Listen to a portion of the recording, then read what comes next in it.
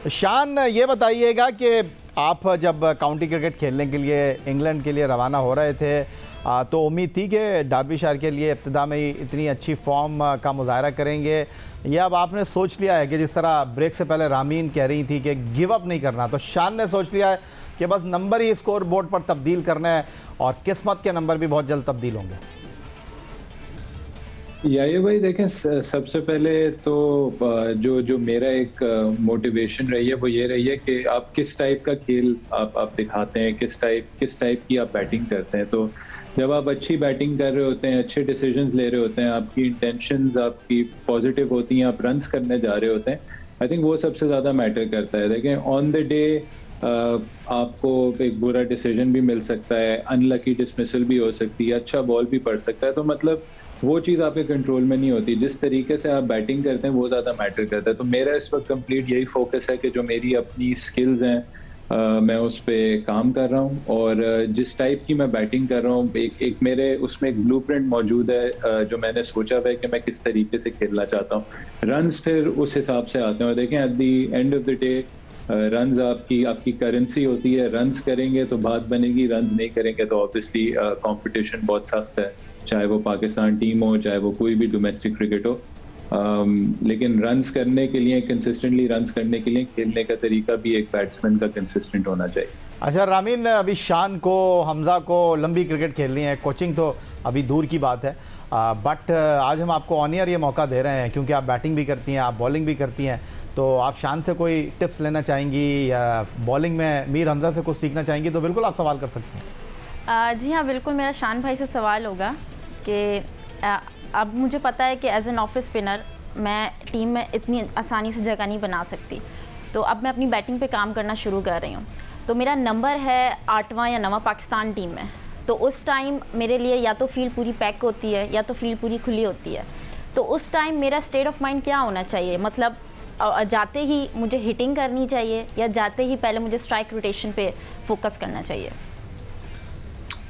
I think सबसे पहला batting का ये रूल होना चाहिए कि आप एक वक्त में आप एक बॉल खेलें। उससे बेहतर कोई आपको कोई एडवाइस नहीं दे सकता, क्योंकि वही चीज़ आपके कंट्रोल में। और कभी भी प्री मेडिटेट ना करें, आप जाएं और सिचुएशन देखें और उस सिचुएशन को रिस्पेक्ट करें और ट्रस्ट करें कि आप उस सिचुएशन के हिसाब से आप अपने आप को उधर अप्लाई, अपनी जो स्किल्स हैं वो अप्लाई करेंगी। और देखिए, शुरू ऐसा ही होता है, जो भी ऑलराउंडर्स होते हैं वो काफ़ी नीचे नंबर से शुरू करते हैं, लेकिन वो अपने आप को छोटी छोटी परफॉर्मेंसेस करके, अच्छी छोटी चीज़ें झलकें दिखा के वो अपने आप को प्रमोट करवाते हैं। तो आप इसको बिल्कुल सिंपल रखें, एक वक्त में एक बॉल खेलें, ज़्यादा प्री मेडिटेट ना करें, पहले से ना सोचें और जाके इंजॉय करें अपनी बैटिंग ऑन द डे। अच्छा मीर हमजा साहब, पाकिस्तान सुपर लीग के सीज़न 7 में इब्तिदा में तो आपको खेलने का मौका मिल नहीं रहा था, टीम भी हार रही थी, लेकिन फिर आपकी किस्मत का सितारा चमका और जब आपको खेलने का मौका मिला तो आपकी बॉल खेली नहीं जा रही थी किसी से और आप जो है बहुत ज़्यादा चार्ज हो गए थे। अभी जब हम शो स्टार्ट कर रहे थे तो आप शान के साथ जो चैट कर रहे थे, शान ये बात ठीक है कि बहुत ज़्यादा जज्बाती हो रहे थे मीर हमजा, क्योंकि आती इनको विकेटें भी मिल गई थी, बैट्समैन भी बीट हो रहे थे इनके ऊपर, और सुना आपके खिलाफ बड़ी अपीलें कर रही थी।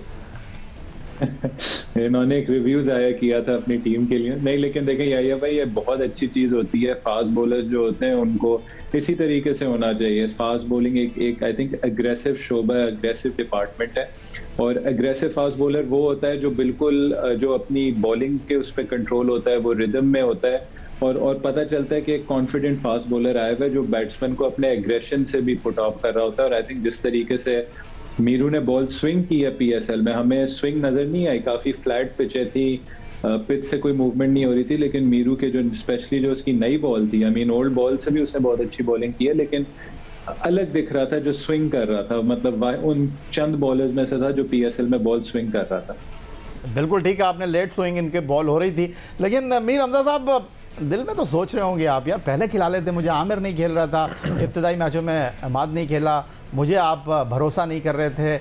आपने लेजेंड फास्ट बॉलर वसीम अकरम जो आपकी डग आउट में मौजूद थे उनसे बात की, उनसे शिकवा किया, या उन्होंने आपको थपथपाया कि यार इज़्ज़त रख ली तुमने? सबसे पहले तो याया भाई इनके मैच की बात करूंगा, जो मुल्तान सुल्तान से मैच था, और ये पूरे पीएसएल में पता था कि सबसे अच्छी जो ओपनिंग पेयर जो चल रही है पूरे पीएसएल में वो शान भाई और रिजवान भाई की चल रही थी और हमारा मेन प्लान यही था कि अगर इनमें से एक भी हमें विकेट मिलती है तो हम गेम में आ जाएंगे।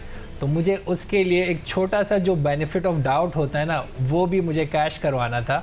अनफॉर्चुनेटली उस बॉल पे विकेट नहीं मिली जिस पे हमने अपील की थी और रिव्यू लिया था।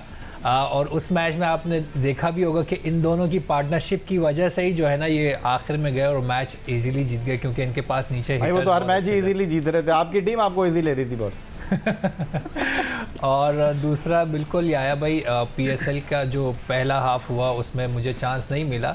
मैं तो इवन पीएसएल के रिज़र्व में भी नहीं था, लेकिन मैं जब नेट करने भी जा रहा था तो मेरी कोशिश यही होती थी कि T20 स्किल्स पे ही वर्क करूं, यॉर्कर, स्लो वन। हालांकि उस वक्त कोई भी होप नहीं थी, लेकिन फिर अचानक अल्लाह ताला ने मुझे एक मौका दिया और फिर जब मैंने पीएसएल में एंट्री मारी और वो मौके से मैंने फ़ायदा भी उठाया, रिदम भी बना। और फास्ट बॉलर का यही होता है कि अगर वंस आपका रिदम और मोमेंटम बन जाए तो फिर आपको अपना पता होता है कि ये आपका दिन है और आप जो करना चाहो वही कर सकते हो। अच्छा शान जी, आपके टीम मेट हैं, सिंध की टीम में भी आप इनके साथ खेले हैं और पाकिस्तान टीम में भी आपने इनके साथ ड्रेसिंग रूम शेयर किया है। वैसे तो सुना है इनके बारे में बड़े खामोश रहते हैं, लेकिन गुस्सा इनको बड़ा आता है। कुछ इनकी खूबियाँ खामियों के बारे में तो हमें बताएं। नहीं, मेरे रूममेट भी रह चुके हैं ना, सिर्फ फिर तो बहुत सारी बातें आपको पता होंगी। नहीं, मीरू obviously I think one of the nicest आप कह सकते हैं, और मतलब इसका इतना बड़ा दिल आई डोंट थिंक मैंने किसी क्रिकेटर का देखा होगा। यूबीएल में हमने टाइम साथ गुजारा है। अग्रेसिव, इसकी जो अग्रेसिव साइड है वो आपको सिर्फ फास्ट बॉलिंग करते हुए नजर आएगी। लेकिन जिस टाइप का बंदा है, आई थिंक मैं इसको अपने सबसे अच्छे और करीबी दोस्तों में मानता हूँ। Cricket, specially cricket, domestic cricket में कोच में बड़ा गुस्सा करते हैं ये हाँ, ये वैसे थोड़े से छुपे रुस्तम है उस चीज में कि क्या कहते हैं, ये सब चीजें अपने कंट्रोल में रखते हैं मीर हमजा। तो ये लगते थोड़े भोले से हैं, लेकिन इनको अपने कंट्रोल में चीजें रखना आती हैं। और आई थिंक आइडियल जो किसी की पर्सनैलिटी होती है वो मीर हमजा की है। Thank you. अच्छा, ये सुन रही हैं आप रामीन, तो ख़वातीन क्रिकेट के बारे में भी हमें कुछ बताएं कि हमारी टीम हारती ज़्यादा है, जीतती कम है, तो क्या होता है ड्रेसिंग रूम में? देखिए जी, जो मैंने लास्ट टूर किया था वेस्ट इंडीज़ का, उसके बाद मैं क्वालिफायर्स में भी रही थी। हमारे रिज़ल्ट्स इतने अच्छे नहीं थे, हमने पहला मैच बांग्लादेश से हारा था, तो उस वक्त काफ़ी हमारा कॉन्फिडेंस डाउन था क्योंकि हमें क्वालिफाई करना था वर्ल्ड कप के लिए। बट अब बहुत पॉजिटिव एटीट्यूड आया था सीनियर प्लेयर्स की तरफ से। उन्होंने काफ़ी मोटिवेट किया था जूनियर्स को, अपने टीममेट्स को। तो डिपेंड करता है मैच की सिचुएशन पर, बट हमारी टीम में कुछ प्लेयर्स ऐसे हैं जो सीरियस सिचुएशन को बहुत फ़नी बना देते हैं। तो आई थिंक ऐसे प्लेयर्स टीम में होने भी चाहिए। तो कोशिश यही रहती है कि हमेशा जो है माहौल को ईजी रखें।